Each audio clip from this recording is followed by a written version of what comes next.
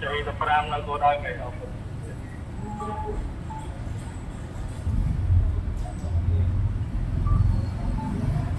phải chạy được số ba này không chạy tầm 4 phải chạy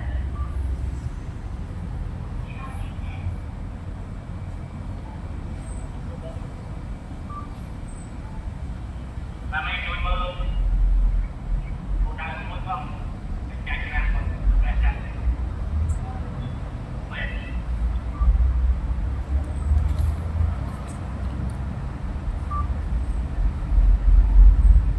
Abang berumur yang cikgu tu mana be? Laksana aja. Aku dah online lalu siap. Ajo grupnya mo.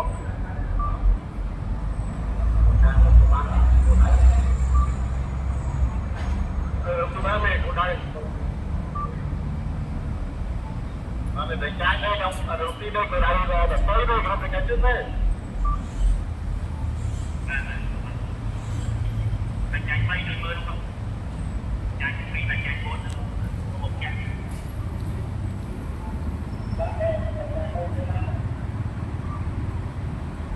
Bắt được đi qua mình đánh chạy nhầm ra phụ lại cao biệt tiếp ra từ đây này.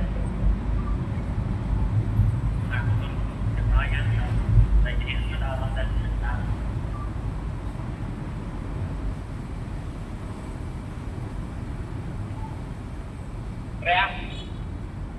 Dạ thôi.